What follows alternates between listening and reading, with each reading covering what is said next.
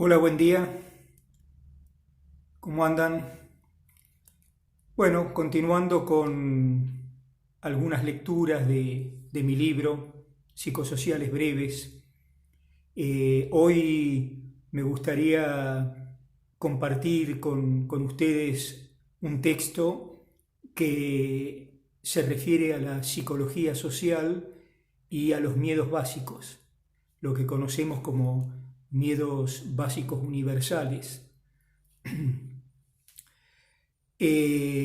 Últimamente en los textos de mi página y en los videos comenzamos a tratar la temática relacionada con los psicólogos sociales como agentes de cambio, como agentes del cambio social planificado. Decíamos que nuestro campo de acción es el de los miedos o ansiedades básicas, que son inherentes al ser humano, inherentes a todos nosotros, pero que usualmente se encuentran sobredimensionadas si son miedos sobredimensionados, las ansiedades sobredimensionadas, o abultadas por la sociedad en la cual estamos insertos. No hay malestar fuera de una cultura dada.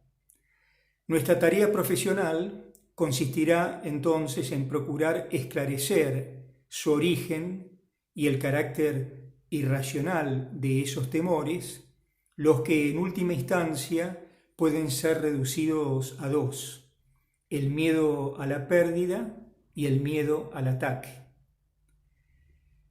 Enrique Pichón Rivière y Ana Pampliega de Quiroga afirman que la tarea del psicólogo social es trabajar con los referidos miedos, que crean la incertidumbre y la inseguridad social, que son comunes a todos los individuos.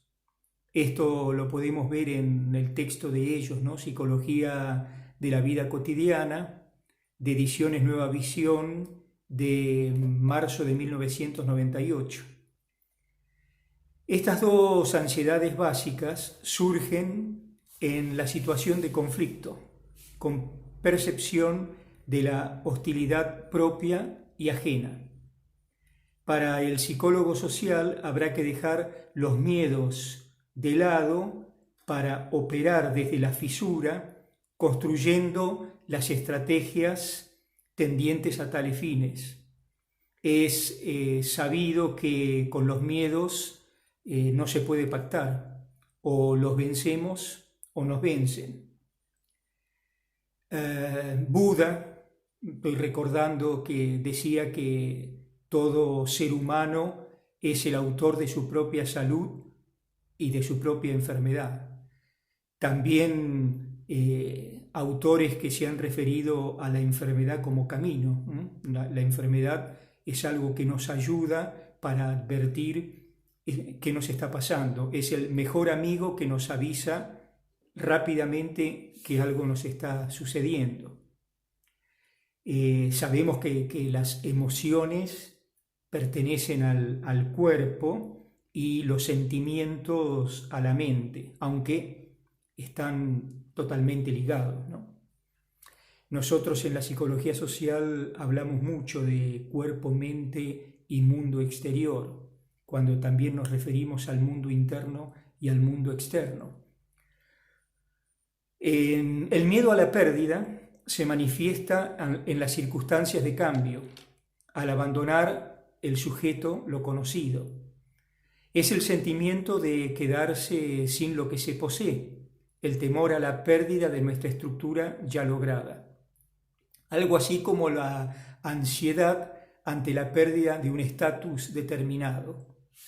Por su parte, el miedo al ataque se manifiesta como temor hacia lo desconocido, la ansiedad ante una nueva situación a estructurar. Es el temor al ataque frente a las nuevas condiciones de vida del sujeto. Muchas veces la persona siente que pasa de la omnipotencia a la impotencia Y precisamente la labor nuestra, la de los psicólogos sociales, la de los operadores psicosociales, es propiciar la capitalización de la propia potencia. Albert Einstein nos decía que la diferencia entre pasado, presente y futuro es solo una ilusión persistente. Muchas veces decimos que el pasado nos identifica con la depresión, con la melancolía, y el futuro con un exceso de ansiedad.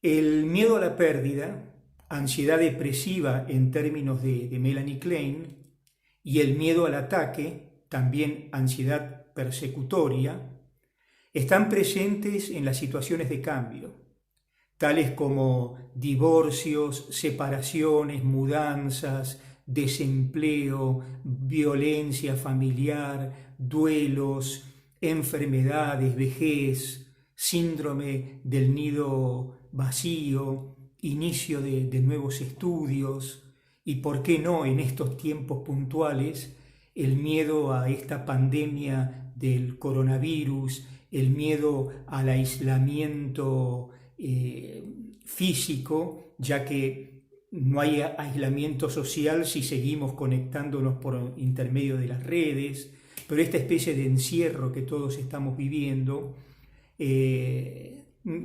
integrarían en esta problemática, ¿no? Aparecen y se instalan en nuestro mundo interno cuando no nos sentimos instrumentados ni creemos poseer los medios suficientes para hacerle frente. Ambos temores producen lo que en esta profesión conocemos como resistencia al cambio o reacción correctora negativa.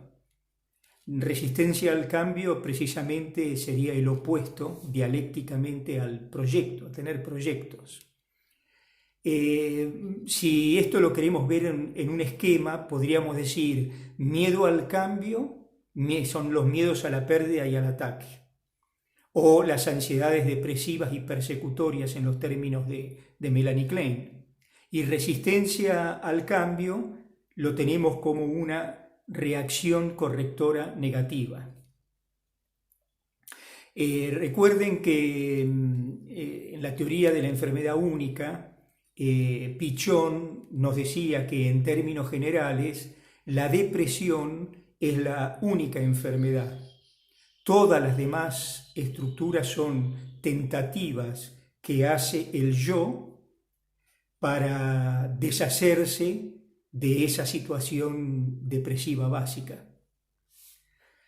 En el acontecer grupal con el que trabaja el profesional de la psicología social, generalmente cuando uno de los miedos básicos aparece manifiesto o explícito, el otro queda latente o implícito. Hay un interjuego permanente entre el temor a la pérdida de lo ya conocido, lo viejo, y el temor al ataque de lo que puede venir, lo nuevo. Hoy por hoy estamos viviendo esos temores.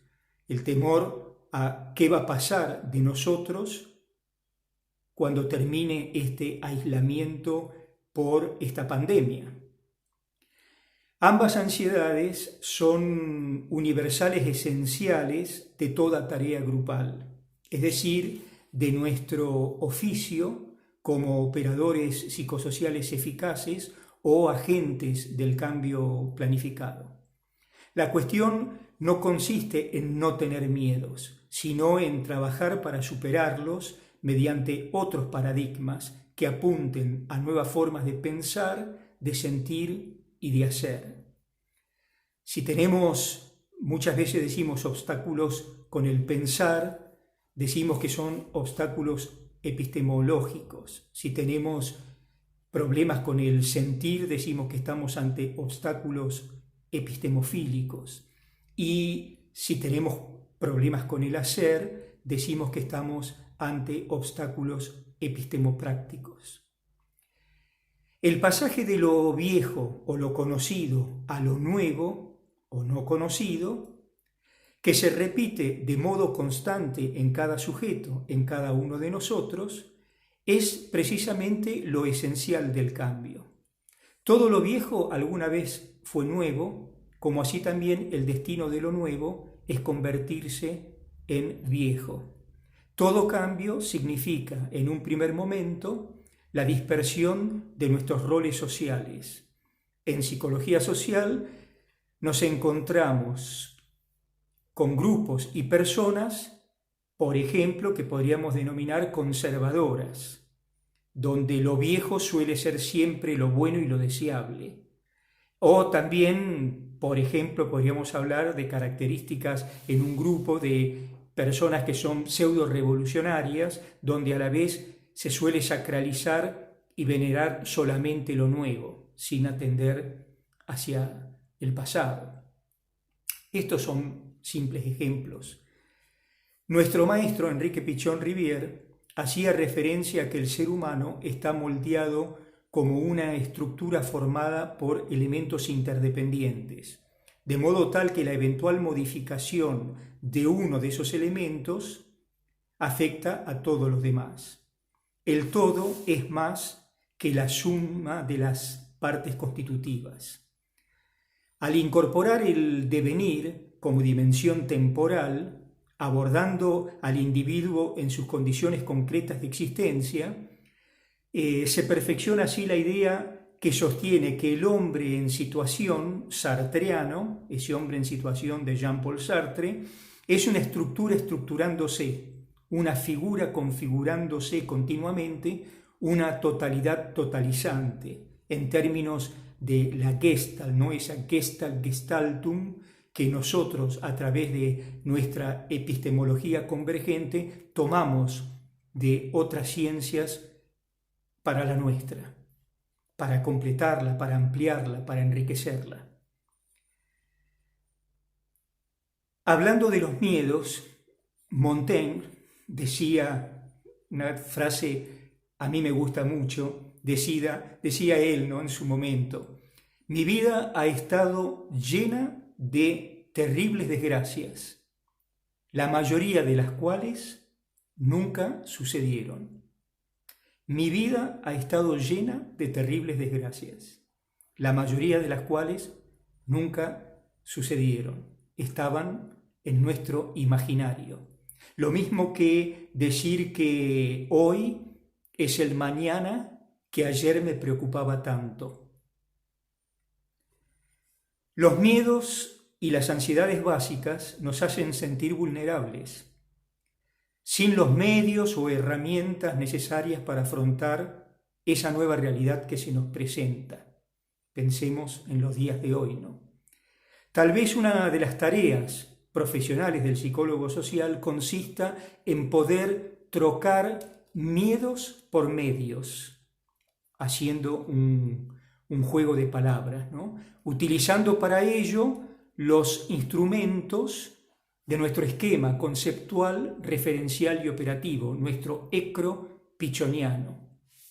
Sabemos, además, que los miedos pueden ser paralizantes, pero también lo son estimulantes. Hay miedos que ayudan al grupo, a la persona, a reconocer el deseo, por lo que solemos decir que el deseo es compañero del miedo, del temor y de la ansiedad.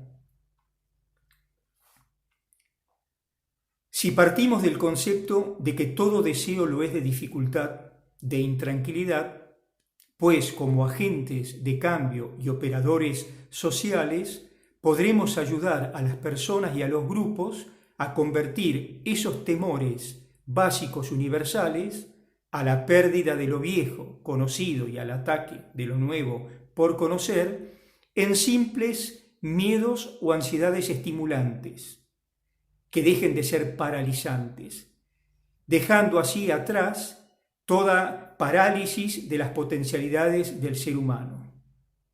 Las situaciones de crisis y de cambio son constantes específicas de nuestra disciplina científica. La psicología social. Ante la resistencia al cambio, ofrezcamos un proyecto superador e innovador a nuestros consultantes, a nuestros alumnos en los grupos operativos de aprendizaje, a todos aquellos con quienes trabajamos.